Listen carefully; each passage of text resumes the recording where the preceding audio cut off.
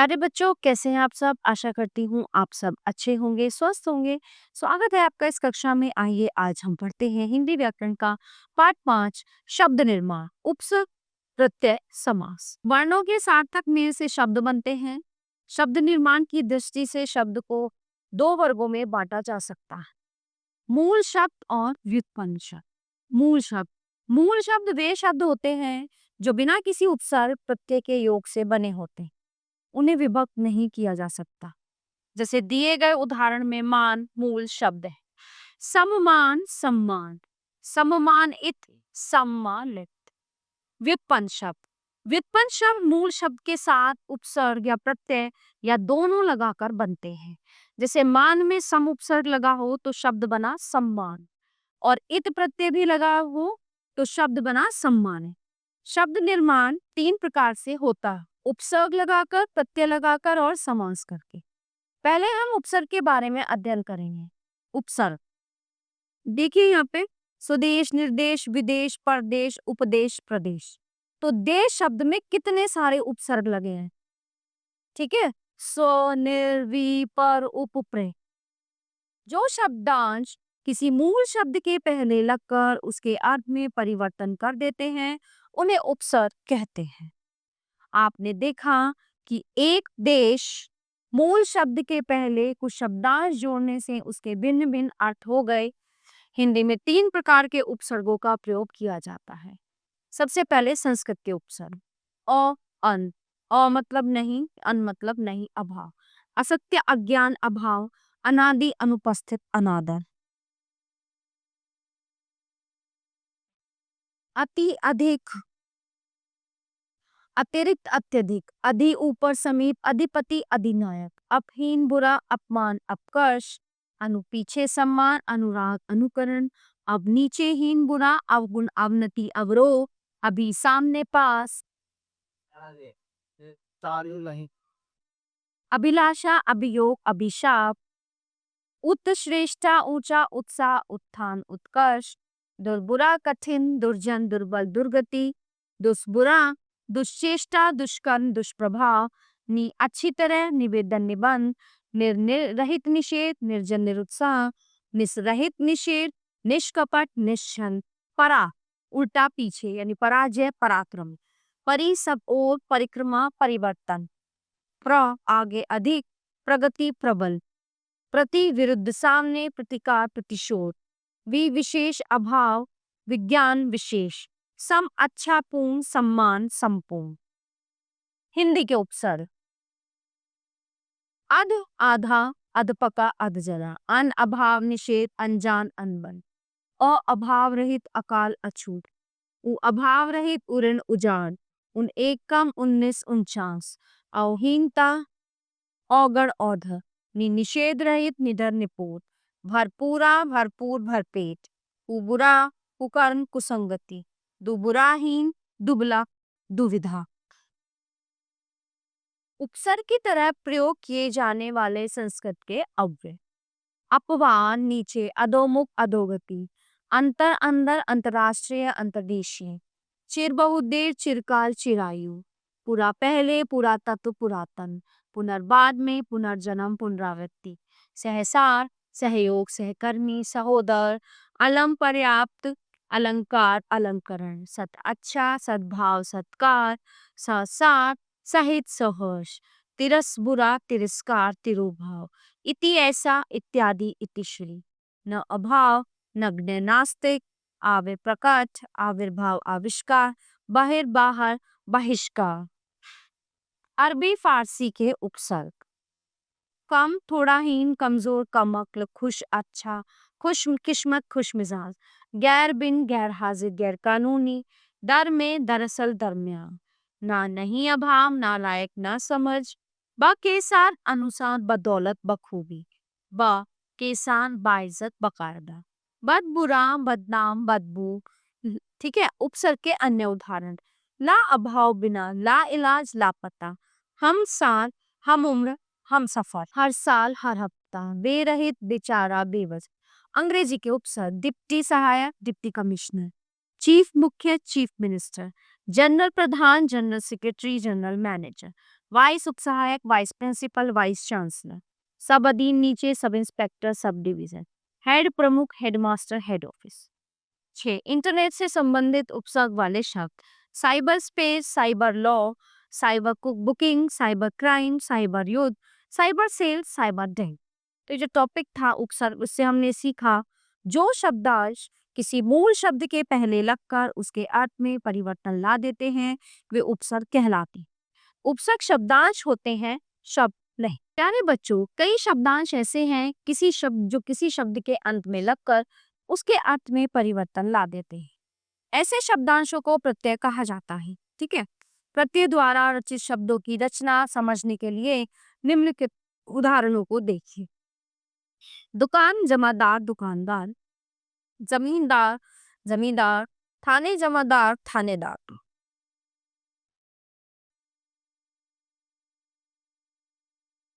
बच्चों, इन सभी शब्दों के अंत में दार शब्दांश का प्रयोग हुआ है, अतः दार प्रत्यय है। उपसर्ग की भांति प्रत्यय भी शब्दांश होते हैं, इनका स्वतंत्र प्रयोग नहीं होता। ऐसे शब्दांश जो किसी शब्द के अंत में लगकर उस शब्द के अर्थ में परिवर्तन अथवा विशेषता उत्पन्न कर देते हैं उन्हें प्रत्यय कहते हैं। प्रत्यय के प्रकार। प्रत्यय के दो प्रकार हैं, कृत प्रत्यय और तद्धित प्रत्यय। कृत प्रत्यय जो प्रत्यय क्रिया के धातु रूप के बाद लगते हैं तथा जिनके प्रयोग से संज्ञा और विशेषण शब्दों का निर्माण होता है उन्हें कृत प्रत्यय कहते हैं। जैसे खेल औना, खिलौना। दया आलू, दयालु। कृत प्रत्यय 5 प्रकार के होते हैं। कर्तृवाचक कृत प्रत्यय, कर्मवाचक कृत प्रत्यय, करणवाचक कृत प्रत्यय, भाववाचक कृत प्रत्यय और क्रियावाचक कृत प्रत्यय। कर्तृवाचक कृत प्रत्यय जिन कृत प्रत्ययों से क्रिया करने वाले अर्थात कर्ता का बोध हो उन्हें कर्तृवाचक कृत प्रत्यय कहते हैं। मूल शब्द। रट, चाल, उ, रट्टू, चालू। होन, पालनहार, होनहार, पालनहार। बुझ, भूल, अक्कड़, बुझक्कड़, भुलक्कड़। अड़, मर, इयल, अड़ियल, मरियल। तैर, चाल, आप, तैराक, चालाक। कर्मवाचक कृत प्रत्यय जिस प्रत्यय द्वारा बने शब्दों से कर्म का बोध होता है उसे कर्मवाचक कृत प्रत्यय कहते हैं। जैसे बच, गंवाना, बचाना, गंवाना। बिछर, खेल औना, बिछौना, खिलौना। ओढ़, कतर, ओढ़नी, कतरनी। करणवाचक कृत प्रत्यय जिस प्रत्यय द्वारा बने शब्दों से क्रिया के साधन अर्थात करण का बोध होता है उसे करणवाचक कृत प्रत्यय कहते हैं। जैसे मूल शब्द करणवाचक कृत प्रत्यय निर्मित शब्द। रेल, रेत, ई, रेली और रेती। गाना, बेलना। चेल मिल, चेला, मेला। भाववाचक कृत प्रत्यय जिस प्रत्यय द्वारा बने शब्दों से भाववाचक संज्ञाओं का बोध होता है उसे भाववाचक कृत प्रत्यय कहा जाता है। जैसे लिख, सज, आवट। लिखावट, सजावट। भूल, छल, आवा। भुलावा, छलावा। भिड़, रक्त, अंत। भिड़ंत, रतंत। चढ़, लिख, आई, चढ़ाई, लिखाई। पी, मीठा, आस, प्यास, मिठास। चुन, मुन और पी, चुनौती, मनौती। चढ़, थक, आन, चढ़ान, थकान। क्रियावाचक कृत प्रत्यय जिस प्रत्यय द्वारा बने शब्दों से क्रियावाचक विशेषण संज्ञा या विशेषण अर्थ की बोधक क्रियाएं बनती हैं उन्हें क्रियावाचक कृत प्रत्यय कहा जाता है। जैसे बह, चलता, बहता, चलता। खा, गाया, खाया, गाया। दया, श्रद्धा, आलू, दयालु, श्रद्धालु। गा, रो, कर, गाकर, रोकर। लूट, मम, एरा, लुटेरा, ममेरा। बिक, कम, आओ। बिकाओ, कमाओ। तद्धित प्रत्यय जो प्रत्यय धातु को छोड़कर अन्य संज्ञा, विशेषण, सर्वनाम और अव्यय के बाद लगाए जाते हैं उन्हें तद्धित प्रत्यय कहते हैं। एक प्रत्यय के प्रयोग से शब्द के आरंभिक अक्षर में मात्रा की वृद्धि होती है। जैसे अर्थ एक, आर्थिक। संसार एक, संसारिक, सांसारिक। तद्धित प्रत्यय 8 प्रकार के होते हैं। कर्तृवाचक, क्रमवाचक, भाववाचक। संबंधवाचक, लघुतावाचक, गुणवाचक। स्त्रीलिंगवाचक, बहुवचनवाचक। सबसे पहले आता है कर्तृवाचक। कारी, सौदागर, कारीगर, सौदागर। मुख, रसोइया, मुखिया, रसोइया। भीख, पूजा आरी, भिखारी, पुजारी। सांप, लूट, एरा, सपेरा, लुटेरा। लकड़, पानी हारा, लकड़हारा, पानी हारा। दुकान, थानादार, दुकानदार, थानेदार। अब आता है क्रमवाचक तद्धित प्रत्यय। 3 4 गुना तिगुना चौगुना, 1 2 हरा इकहरा दोहरा, 12 13वां 12वां 13वां, 2 3 सड़ा दूसरा तीसरा। भाववाचक तद्धित प्रत्यय। अमीरी गरीबी, मधुरता सुंदरता, कड़वाहट गर्माहट। संबंधवाचक तद्धित प्रत्यय। बंगाली गुजराती, ननिहाल, धार्मिक दैनिक। लघुतावाचक।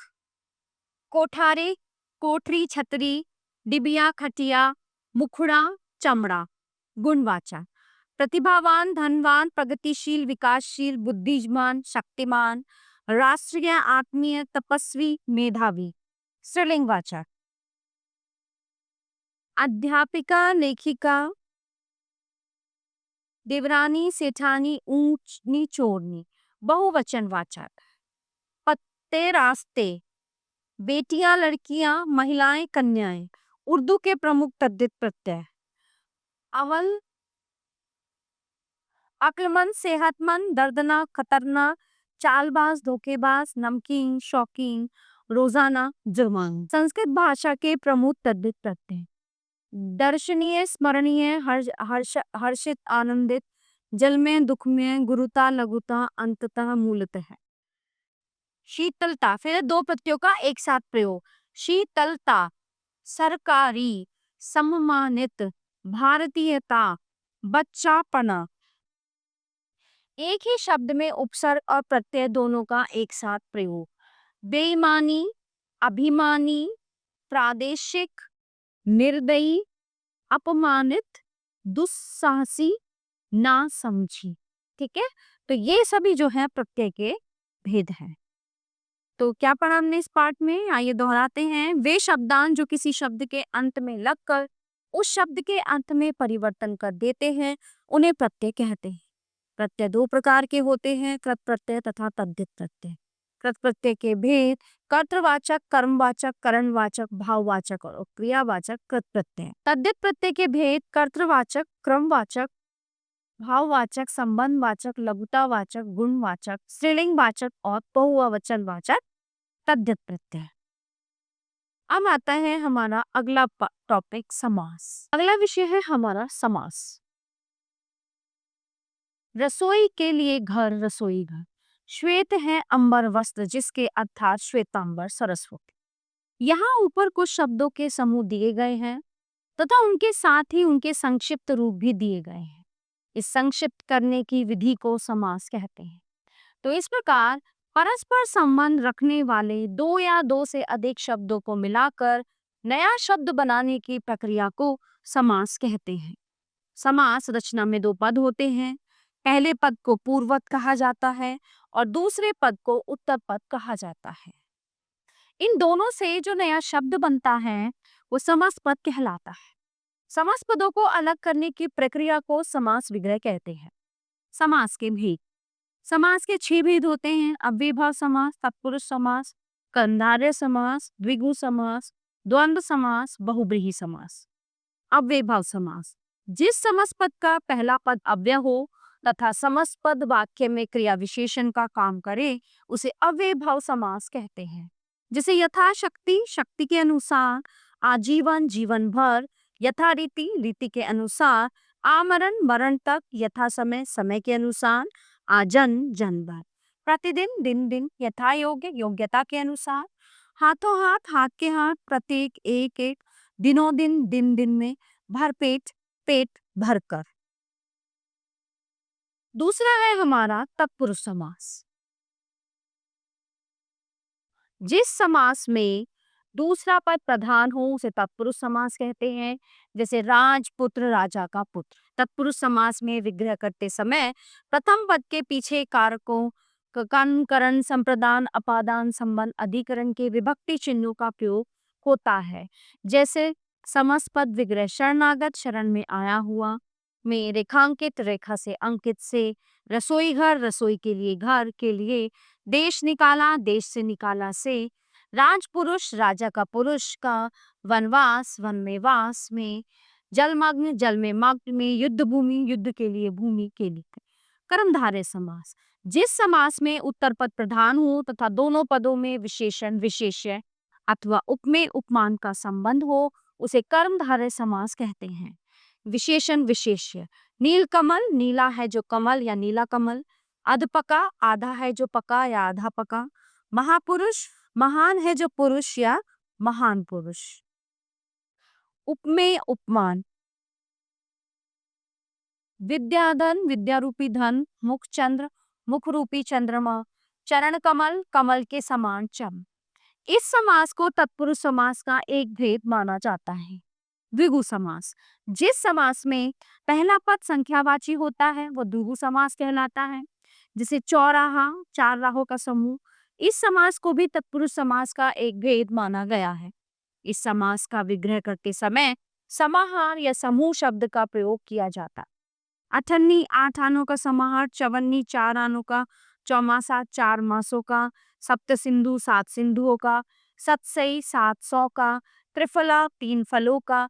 अष्टाध्यायी, 8 अध्यायों का। पंचतंत्र, 5 तंत्रों का समाहार। नंबर 5, द्वंद्व समास, जिस समास में दोनों पद प्रधान हों तथा विग्रह करने पर और तथा अथवा या एवं लगता है वो द्वंद्व समास कहलाता है। जैसे राम कृष्ण, राम और कृष्ण। सीता राम, सीता और राम। भाई बहन, भाई और बहन। ऐसा वैसा, ऐसा और वैसा। माँ बाप, माँ और बाप। अन्न वस्त्र, अन्न और वस्त्र। दो चार, दो या चार। लेना देना, लेना और देना। बहुब्रीहि समास, जिस समास में समस्त पद का कोई भी पद प्रधान न हो अपितु अन्य पद प्रधान हो उसे बहुब्रीहि समास कहते हैं। जिसे दशानन, 10 आनन वाला अर्थात रावण। चतुर्भुज, 4 भुजाओं वाला अर्थात विष्णु। प्राप्तानंद, प्राप्त हो गया है आनंद जिसको। बड़बोला, बहुत बोलने वाला। गिरिधारी, गिरि को धारण, गिरि यानी पर्वत को धारण करने वाला। चक्रपाणी, चक्र है पानी यानी चक्र की है हाथ में जिसके। पीतांबर, पीले हैं वस्त्र जिसके। बारहसिंगा, 12 सींगों वाला अर्थात पशु। साकार, आकार है जिसका। पंचानन, 5 आनन वाला अर्थात शिव। महादेव, महान है देव जो अर्थात शिव। लंबोदर, लंबा है उदर जिनका अर्थात गणेश। कर्णधारय और बहुब्रीहि समास में अंतर। कर्मधारय समास में विशेष्य विशेषण या उपमान उपमेय का मेल होता है। बहुब्रीहि समास में भी विशेषण विशेष्य का मेल होता है परंतु वह अन्य पद का विशेषण बन जाता है। विग्रह करते समय वाला जो जिस शब्द का प्रयोग होता है, पीतांबर, पीतंबर, पीतांबर पीले कपड़ों वाला है जो। कर्मधारय, विशेषण विशेष्य, बहुब्रीहि अन्य पद प्रधान है। द्विगु समास और बहुब्रीहि समास में अंतर। द्विगु समास में पहला खंड संख्यावाचक होता है और विग्रह करते समय समूह या समाहार शब्द का प्रयोग किया जाता है। बहुब्रीहि समास में कभी कभी पहला पद संख्यावाची होता है परंतु इसका समस्त पद किसी अन्य पद की विशेषता प्रकट करता है। बहुब्रीहि समास में विग्रह करते समय वाला जो या जिस शब्द का प्रयोग किया जाता है, उदाहरण अष्टाध्यायी, 8 अध्यायों का समूह। द्विगु, दशानन, 10 मुखों वाला अर्थात रावण। बहुव्रीहि। प्यारे बच्चों, ये पाठ यहीं पे समाप्त होता है। आशा करती हूँ आपको अच्छे से समझ आया होगा। मिलते हैं अगली कक्षा में। धन्यवाद।